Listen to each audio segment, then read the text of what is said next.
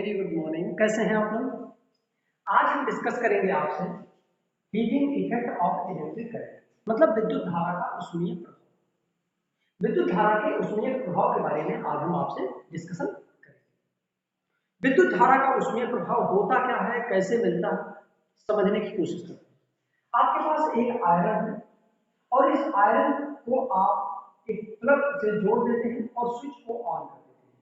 जब आप switch on कर देते हैं तो आप देखते हैं आयरन क्या हो जाता है, हीट हो जाता है। आखिर ये हीट आया कहां से? ये हीट होना शुरू हो जाता है। आखिर ये हीट आया कहां से? ये आया इस प्लेट में, इस आयरन की प्लेट में जो प्रतिरोध है, क्या है? प्रतिरोध है। यानी कि इसके अंदर जो रेजिस्टेंस है, उस रेजिस्टेंस की वजह से आया। किसकी वजह से आया? रेजिस्टेंस की वजह से। रेजिस्टेंस की क्वांटिटी क्या है? ज्यादा। इसमें रेजिस्टेंस क्या होते हैं? अधिक होते हैं। आपको मैं बता दूं, आप पहले से ही जानते हैं, जो रेजिस्टेंस होता है, प्रतिरोध, वो विरोध करता है इलेक्ट्रिक करंट के फ्लो का। जो प्रतिरोध होता है वो क्या करता है? इलेक्ट्रिक करंट के फ्लो का क्या करता है? विरोध करता है। तो विरोध करने की वजह से क्या होता है? हीट जनरेट होता है। क्या होता है? हीट जनरेट होता है। किसकी वजह से? क्योंकि विद्युत धारा जो जाना चाह रही है, फ्लो होना चाह रही है, उसको वो फ्लो नहीं होने देना चाह रहा, उसको वो क्या करता है? रोकता है, विरोध करता है उसका। और जब वो विरोध करेगा तो क्या होगा? हीट जनरेट होगी। मतलब वो जो इलेक्ट्रिकल एनर्जी जो इसके पास है, भाई जो बल्ब से लाइट से हमको मिल रही है, जो इलेक्ट्रिकल एनर्जी मिल रही है, इलेक्ट्रिकल एनर्जी, जो इलेक्ट्रिकल एनर्जी मिल रही है वो कन्वर्ट हो जा रही है किसमें? Heat energy. मतलब एक चीज और समझ में आया होगा कि जो हीट ये है, क्या विद्युत हीटर मान लो या आयरन मान लो। आयरन मतलब इस्त्री। अरे इस्त्री मतलब प्रेस यार, जिसे आप प्रेस करें, आयरन प्रेस करें। तो जो प्रेस होता है वो क्या करता है? इलेक्ट्रिकल विद्युत ऊर्जा को किसमें? ऊष्मीय ऊर्जा में बदल देता है। हीटर क्या करता है? विद्युत ऊर्जा को ऊष्मीय ऊर्जा में बदल देता है। एक्चुअली होता क्या है, जब ये विरोध करता है उसका, ये जनरेट, हीट कैसे जनरेट होता है? जब विद्युत धारा इसमें ऐसे फ्लो होना शुरू होती है, जब यहाँ पहुंचती है तो इसका विरोध करता है। विरोध करता है तो कुछ कार्य, विरोध करते समय कुछ वर्क करता है। क्या करता है?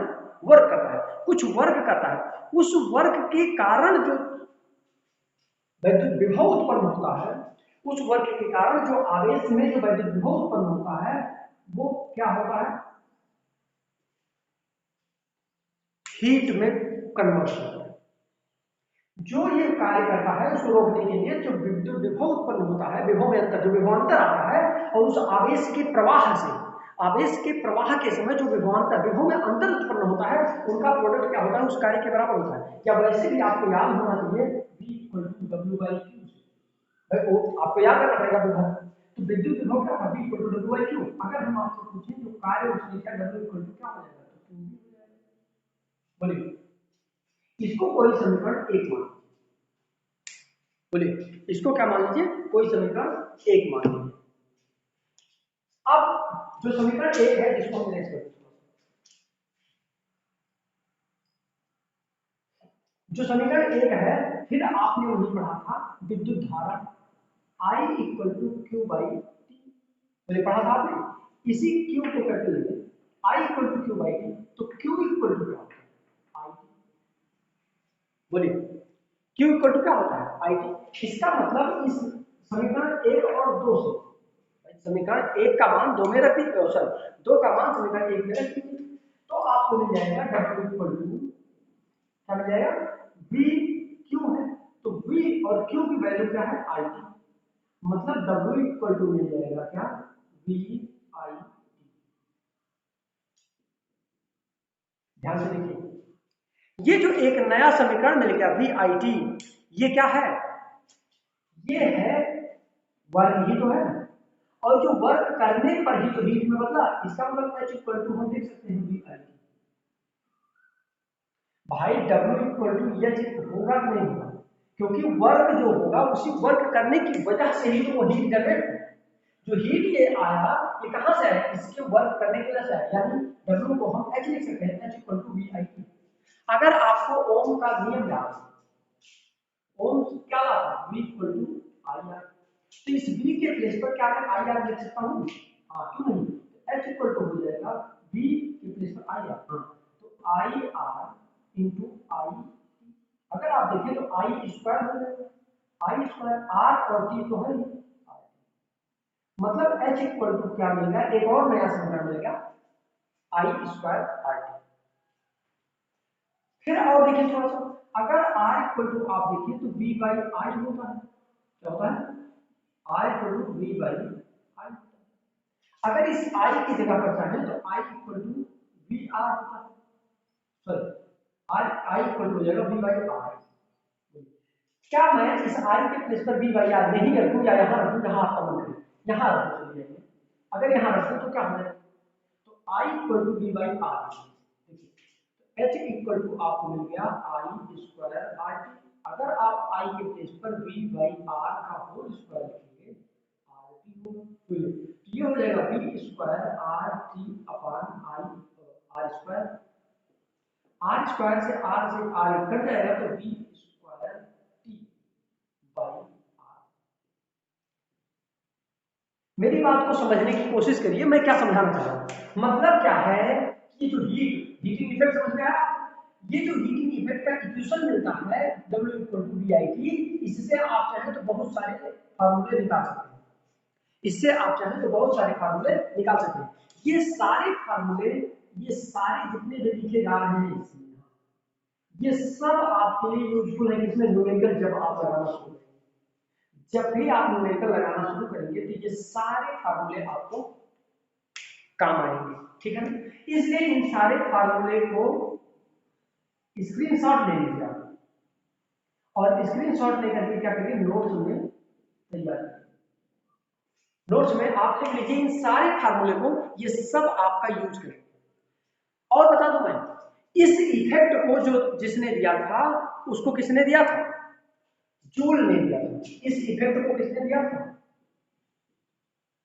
जूल ने, इसीलिए इसको हम क्या कहते हैं, Joule's heating effect, Joule's heating effect, बोलिए समझ में आया, मतलब इसको हम कहते हैं Joule's heating effect. Heating effect of electric current को हम जूल्स हीटिंग इफेक्ट के भी नाम से जानते हैं, क्यों, क्योंकि इसको डिस्कवर करने का काम कौन किया था, चाचा जूल ने किया था। तो चाचा जूल का कमाल है, ये क्या हो गया, जूल्स हीटिंग इफेक्ट हो गया, इसीलिए इसको हम जूल्स हीटिंग इफेक्ट के भी नाम से जानते हैं। बोलिए इतनी बातें, पूरा कॉन्सेप्ट क्लियर हुआ, ये जितने फार्मूले वगैरह आए ये सब समझ में आया, बोलिए अगर इतनी बातें समझ में आई हो तो एक पॉइंट और इस चैप्टर में बच रहा है, जिसे हम आप इलेक्ट्रिक पावर कहते हैं, क्या कहते हैं, इलेक्ट्रिक पावर। आइए इलेक्ट्रिक पावर ये लिख लीजिए पूरा, लिखिए, हो गया, लिख चुके आप, आइए इलेक्ट्रिक पावर पढ़ते हैं। इलेक्ट्रिक पावर किसे कहते हैं, बोलिए इलेक्ट्रिक पावर, विद्युत शक्ति किसे कहते हैं, विद्युत को कंज्यूम करने की जो दर है, विद्युत कंजम्पशन की जो दर है, उसी को हम क्या कहते हैं, इलेक्ट्रिकल पावर कहते हैं। द रेट एट व्हिच, क्या, electrical power, the rate at which the electrical energy consumed या used by electrical appliances is called electric power. मतलब किसी विद्युत अप्लायंस, मतलब पंखा, फ्रिज, एसी, बल्ब के द्वारा क्या, ऊर्जा को, एनर्जी को यूज करने का जो दर है, यूज करने का जो रेट है, उसी को हम क्या कहते हैं, विद्युत पावर कहते हैं। इसीलिए पावर इक्वल टू, फार्मूला बनता है P equal to W by T के नाम से जानते हैं। इसको हम कई तरीके से लिख सकते हैं, ध्यान से देखिए, इसको लिख सकते हैं power equal work upon time, work upon time, या इसी को हम लिख सकते हैं energy upon time, energy upon time. मतलब P equal to W by T लिखो, या फिर इसके रिगार्डिंग आप लिख सकते हो P equal to E by, याद हो गया। अब अगर आपको वर्क याद हो तो पीछे बहुत सारे इक्वेशंस आपने अभी निकाला था भाई, W equal to B I T निकाला था आपने, अगर आप चाहें तो यहाँ लिख सकते हैं P equal to B I T upon T, D से डी कैंसिल हो जाएगा, तो पी इक्वल टू क्या आएगा, जितने फार्मूले वहां मिले थे उससे कम फार्मूले यहाँ भी नहीं मिलेंगे, ठीक है। तो उससे कम फार्मूले नहीं मिलेंगे, वो सारे फार्मूले यहाँ भी आप यूज करते जाएंगे, ठीक। तो P इक्वल टू वी आई एक और मिल गया। अगर हम आपसे कहते हैं ओम्स लॉ आप जानते हैं, तो आप कहेंगे हाँ, अकॉर्डिंग टू ओम्स लॉ।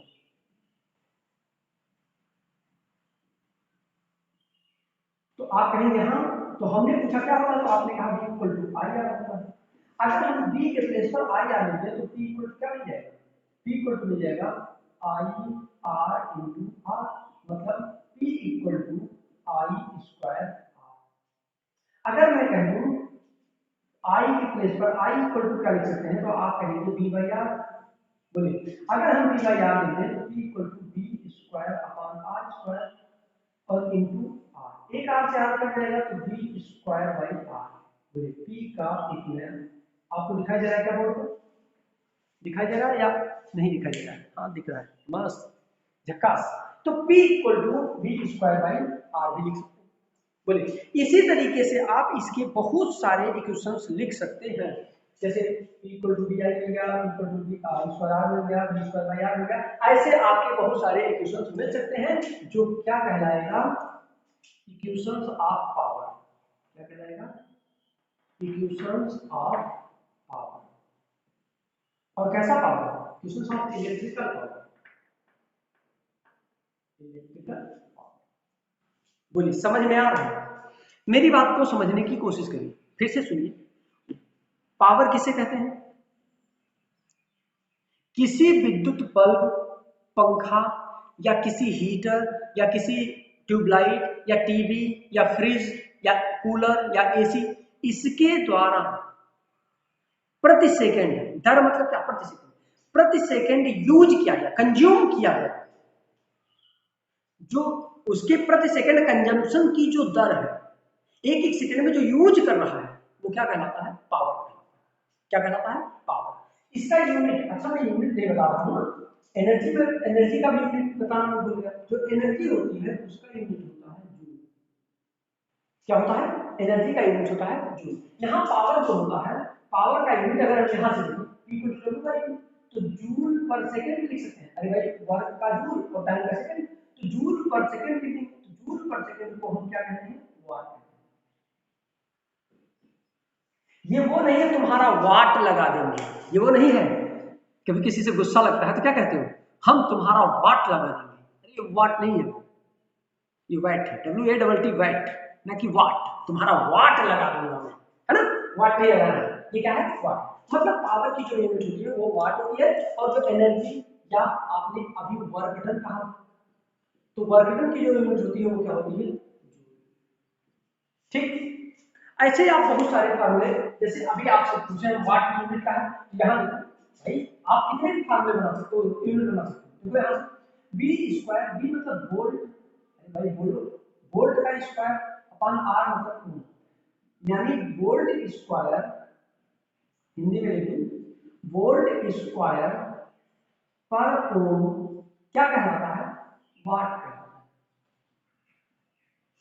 बोलिए समझ में आ रहा। तो इस तरीके से आपको बहुत सारे फार्मूले मिल सकते हैं, बहुत सारे फार्मूले मिलेंगे, बहुत सारे यूनिट मिलेंगे, बहुत टाइप का कन्वर्जन मिलेगा। तो आज आपका ये चैप्टर क्या हो गया, फिनिश हो गया। आज आपका चैप्टर क्या हो गया, फिनिश हो गया।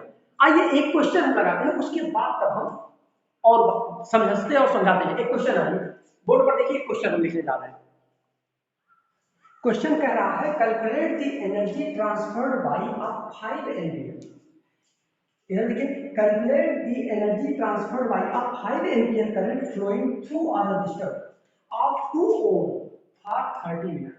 मतलब कह रहा है कि एक 2 ओम के प्रतिरोध से 5 एम्पीयर की विद्युत धारा के 30 मिनट तक प्रवाहित होने से ऊर्जा में परिवर्तन जो आता है, ऊर्जा जो स्थानांतरित होती है, जितनी ऊर्जा यहाँ से गुजरती है, उस ऊर्जा जो परिवर्तित हो जाती है, परिवर्तित होने पर ऊर्जा का कितना मान है, मतलब कितनी ऊर्जा वहां से ट्रांसफर होगी।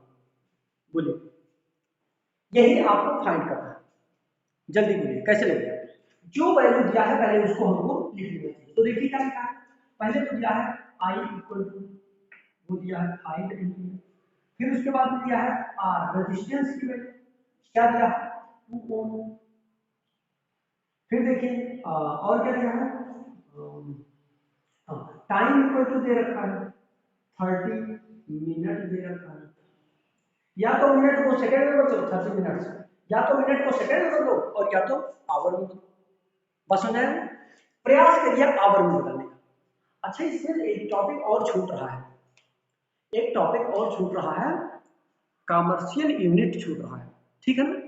कॉमर्शियल यूनिट आपके नेक्स्ट लेक्चर में हम बात करेंगे, ये लास्ट लेक्चर नहीं है, कॉन्सेप्ट का ये लास्ट लेक्चर नहीं है, फिर से सुन लीजिए, अभी एक लेक्चर और बनेगा कॉन्सेप्ट, क्योंकि अभी आपका कमर्शियल यूनिट छूट रहा है, कमर्शियल यूनिट और उसका कन्वर्जन, जो आपके घर का बिल आता है वो कैसे आता है, किस हिसाब से वो रेट बनता है, वो चीज तो हम बताना भूल गए इसमें, है ना, सॉरी, ठीक है ना। परेशान मत होइए, अगले लेक्चर में मिल जाएगा, छूटेगा कुछ नहीं। आप मेरी क्लास ले रहे हैं और मुझसे पढ़ रहे हैं और मेरे सामने बैठकर पढ़ रहे हैं, इसलिए कोई भी कॉन्सेप्ट छूटने वाला नहीं, ठीक। आइए तो दे रखा है आई इक्वल टू 5 एम्पियर और 2 ओम रेजिस्टेंस 2 ओम दे रखा है और 30 मिनट्स के लिए प्रवाहित हो रही है, ये दे रखा है। अच्छा एक चीज बताइए इसको कैसे निकाल सकते हैं, इसको एक काम करिए, पहले पावर में दीजिए, 30/60 इक्वल टू हो जाएगा 1 अपान, ये 1 अपान 2 आवर, ठीक। अब हम क्वेश्चन को इरेज कर देते हैं, ठीक, इरेज कर दिया। अब हम क्या दे रखा है, अच्छा एक चीज जानिए, आपको एनर्जी निकालना है, एनर्जी के लिए आपने अभी कहा था power equal to energy upon time, तो एनर्जी का यहाँ से कुछ मिल जाएगा E equal to P into T, P equal to, ध्यान दीजिए क्या आई आर टी में समझ लीजिए, तो T तो मिल गया, क्या और भी कोई समीकरण है जिसमें P इक्वल टू आई और R में संबंध हो, हाँ याद करो, P equal to I square R, P equal to I square R, तो P इक्वल टू क्या हो जाएगा I square R into T, सारी वैल्यू तो दे रखा है, सारी वैल्यू रख दीजिए इसमें, तो क्या हो जाएगा आई की वैल्यू क्या देगा 5 एम्पियर, 5 का स्क्वायर इंटू आर की वैल्यू 2 इंटू टाइम 1 अपॉन 2, 2 से 2 कैंसिल हो जाएगा, 2 से 2 क्या हो जाएगा कैंसिल, अब 2 से 2 कैंसिल हो गया तो कितना आया 25, अब क्या आया ये 25 जूल आया, क्या है 25 जूल एनर्जी क्या हो गई,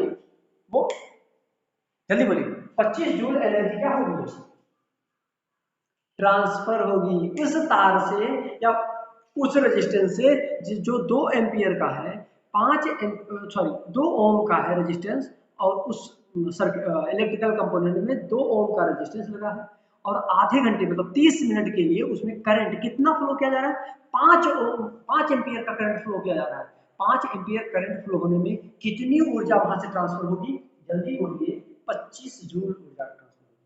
अगर आप इसको किलोवाट आवर में बदलना चाहें तो बदल सकते हैं, ठीक, आप चाहें तो देखिए, अगर मैं बोलूं तो जूल नहीं, ये वाट आवर है, अगर आप चाहें तो बात करें तो वाट आवर है ना, क्योंकि पावर है वाट होगा और टाइम था तो उसको आवर में आपने बदल दिया, तो क्या करेगा एनर्जी जो ट्रांसफर हुई वो 25 वाट आवर मिला, लेकिन किलो वाट आवर में बदल दीजिए ना, तो 25/1 25/1000 वाट आवर, और आप इसको चेंज करेंगे तो आ जाएगा 0.025, दो जीरो पॉइंट, हाँ 0.025 किलो वाट आवर,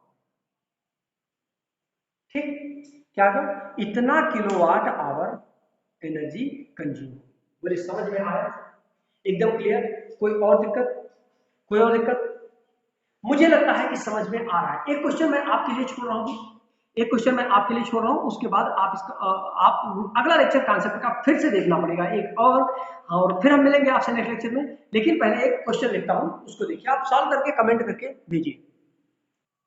क्वेश्चन कह रहा है कि a circuit has a fuse of 5 ampere, क्या कह रहा है a circuit has a fuse of 5, किसी सर्किट में कोई परिपथ है उसमें 5 एम्पियर का एक फ्यूज लगा हुआ है, मतलब जो ज्यादा वोल्टेज हो जाने पर, ज्यादा लोड पड़ने पर कट जाता है, फ्यूज उड़ जाता है ना, वही कट जाता है।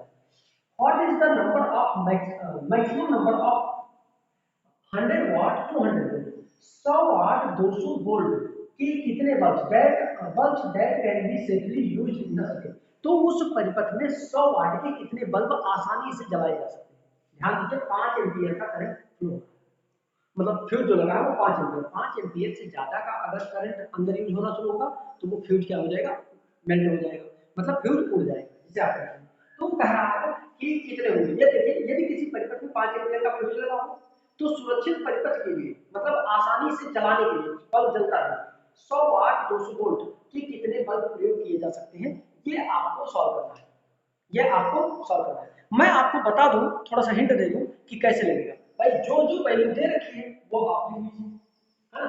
100 वाट मतलब पावर दे रखा है, 100 वाट करंट उसमें कितना फ्लो हो रहा है, 5 एम्पियर का, ये भी दे रखा है।